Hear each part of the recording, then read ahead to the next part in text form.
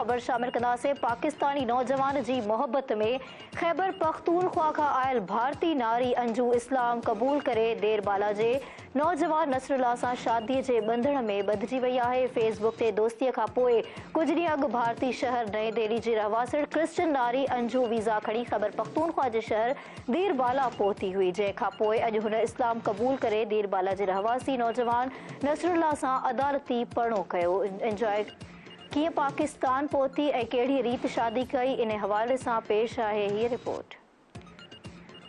पाकिस्तानी छोकरे जी मोहब्बत में ख़ैबर पख्तूनख्वा आयल भारतीय नारी अंजू इस्लाम क़बूल करे देरबाला जे नौजवान नसरुल्लाह सां शादी जे बंधन में ॿधिजी वई आहे। फेसबुक ते दोस्तीअ खां पोइ कुझु ॾींहं अॻु भारतीय शहर नई दिल्ली जी रवासण क्रिश्चियन नारी अंजू वीज़ा खणी ख़ैबर पख्तूनख्वा जे शहर देरबाला पहुती, जंहिंखां पोइ अॼु हुन इस्लाम क़बूल करे देरबाला जे रवासी नौजवान नसरुल्लाह सां अदालती परणो कयो आहे। 35 वरनि जी अंजू जो हाणे नओं नालो फातिमा रखियो वियो आहे। ॿिन्ही ॼणनि देरबाला जी अदालत में शादी कई। शादी खां पोइ नए जोड़े सियाहती हंधि लवारी टनल ऐं दीर सिटी में टिकटॉक ते वीडियो ठाही ऐं बरसाती मौसम दौरान एंजॉय कयो, जॾहिं त भारतीय छोकिरी खां अञा ताईं पुलिस तरफ़ां जांच जो सिलसिलो जारी आहे। यादि रहे त नसरुल्लाह सां 2019 में फेसबुक ते दोस्तीअ खां पोइ पाकिस्तान ईंदड़ 34 वरनि जी अंजू पंहिंजे मुड़ुस खे ॿुधाए आई हुई त हू जयपुर वञी रही आहे।